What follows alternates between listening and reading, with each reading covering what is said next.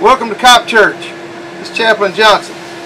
Today the assignment is watching railroad crossings from the moving train, helping people understand how dangerous it is at crossings.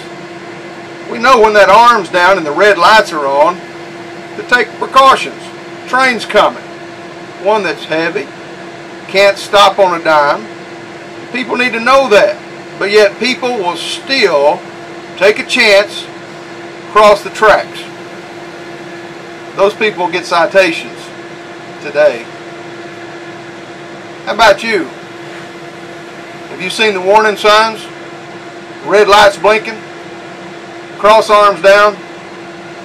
Do you know the signs of hypervigilance, and yet you still cross the tracks in front of a moving train? Knowing it's got other people. Oh, this will never happen to me. How many times has that been said? And yet, it can happen to you. It can happen to me. So today we're going to look at taking some steps to combat the negative effects of hypervigilance when you're 10-7. Things like social isolation, not wanting to participate in events with regular people, solely hanging out with just law enforcement people because they understand. Here's the steps. The orientation of dedication that started and typified the beginning of your law enforcement career somehow may have, across the course of time, become derailed. If you find yourself in this situation, how do you get back on track? Step one, according to Gilmartin, is this: survivors practice aggressive personal time management and goal setting. You must maintain control of your personal life. Don't lose control of being able to schedule your personal time. Victim orientation says, I have no control over my on-duty time. The job pretty much dictates what my days off and work schedules are going to be. Combine this with the statement, I have no control over my off-duty personal time. The job has just taken over. Allow me to make a comparison here. Preachers in general, whether they volunteer as a chaplain or not, can identify with the same victim mentality. Church members are known for expecting their pastor to be a 24/7 Superman that has telepathic power to read their mind and know when they need him at their bedside, even though no one has contacted him. You hear things like, Pastor, can you come back from your Branson vacation because one of the church members has passed away? Or, I was in the hospital last week and you never checked on me. Or, the church work day has been scheduled for Saturday. Of course, that's the pastor's day off. And we're expecting everybody there to be there. And the list goes on and on. So don't feel like your profession is the only one dealing with this issue. Survivor orientation says this: I need to be in charge of my daily scheduling of personal time to every extent possible. I simply tell people this: you must have me confused with my boss, God, who is omnipresent and neither sleeps nor slumbers. But remember this, even he took the seventh day off to give us an example of how he designed us. There is work to be done, police, chaplain, pastoral, 24/7, but we're not designed to work 24/7. At first, while the job is still in the fun stage, the thinking goes something like this: why do I need a personal life? I love being a cop and going on duty. Seems like fun, more than work. A 3-year cop said that. Beware that police work destroys spontaneity. The hypervigilance roller coaster robs you of your enthusiasm and spontaneity after the workday is ended. We've already discussed riding the magic chair in a previous episode, and there's no planning, goal setting, or grabbing control of personal time. Just sit, click the remote, and zone out. Winning the battle over shift work is, it's about being proactive instead of reactive. You see, when your shift is over, you ask, what do you want for supper? And instead of being reactive and saying, I don't care, I've been making decisions all day, so surprise me. Say this: baby, I'd like a steak, medium, with a baked potato and fresh vegetables and a salad. And if you'll give me just a second to change my clothes, I'll take you with me and buy you one too, darling. Or maybe it's not a steak, maybe it's the dollar menu down at your local drive-in restaurant. But step 2, do this: schedule the time. Survivors realize that the last thing they want to do when they return home is make a decision, so they develop a strategy to make the decision at an earlier point in time. Become disciplined in your personal time orientation. Maintain a pre-planned, written personal calendar that lists goals, requirements, and choices that you plan to implement in your personal time. That way, I can look at my calendar and honestly tell someone who calls me on my time off, I'm sorry, I have another appointment already scheduled. Otherwise, you're always going to take the wife and kids camping when things slow down. But brother, sister, I'll never see you at the campground.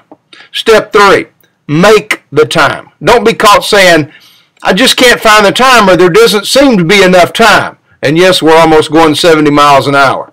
You have 24 hours a day, the same as the most successful person on this planet, no more and no less. And they're making it fine, so me and you can too. Schedule and write down Friday night dinner plans, or whatever your Friday is, with your sweetheart. Instead of saying, if nothing happens, I'll take you out to supper on my Friday night, sweetie. More times than not, something will happen. If you don't believe it, just ask all my church members that plan to be in the church service Sunday morning if nothing happens. And I never see them because something always is happening. Our personal plans have the potential of being invaded and overruled by work priorities. My wife and I happen to have Texas Rangers tickets for this Friday with our departure time already planned. And guess when the unexpected funeral is? That's right, 2 p.m. So if I was a victim pastor, I would say I would whine and I would complain and I would gripe and I would fuss and I would pout and I would miss the game. But the survivor in me, here's what's going to happen. I'm going to leave as soon as the amen is said at the cemetery. Now, I may not say the opening pitch, but I'm going 10-7, and I'm still going to have a great time with my wife and some friends. Honestly, in over 30 years of ministry, it's happened occasionally, but not as much as it would seem. So don't get so paranoid and think management is just sitting around waiting to ruin your family's plans.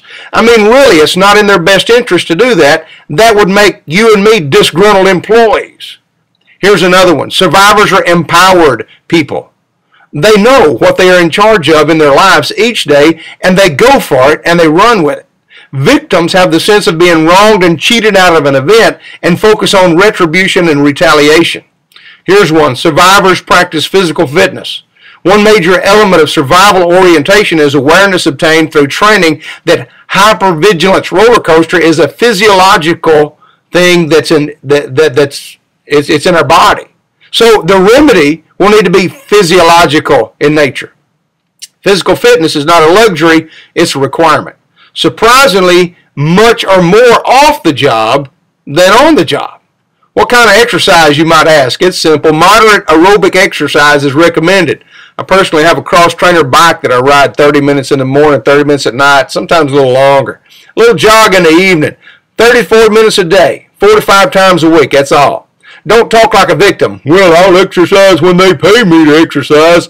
Yeah, we've heard that. That's a victim. Instead, understand the very fact of engaging in physical fitness means you are taking control and responsibility of your time and actions every day.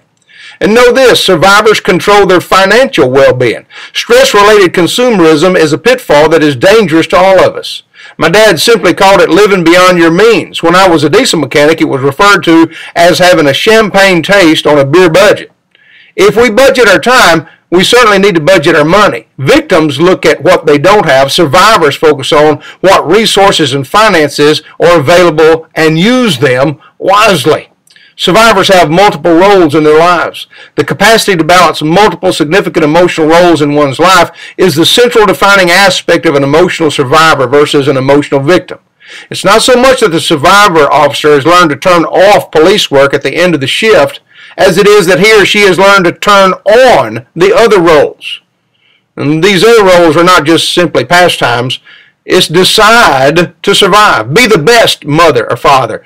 Be the best husband or wife or community member, golfer, hunter or fisherman, maybe little league coach. Concluding this thing, become an emotional survivor. That can be a decision that you make at any point in your law enforcement career. It's not a bad idea to share this video with retired law enforcement, especially those having difficulty re-entering the private citizen sector A great portion of the material in these videos concerning emotional survival comes from the book written by Kevin M. Gilmartin, PhD, filled with practical information. The problems of the delivery system, you see, you got to read this thing. So I hope I've shared enough through Cop Church to pique your interest and give you an appetite so you'll go buy the book and read it. Ask yourself the question, are you in a career or on a crusade? This is Chaplain Johnson for Cop Church. Thanks for watching. See you next time.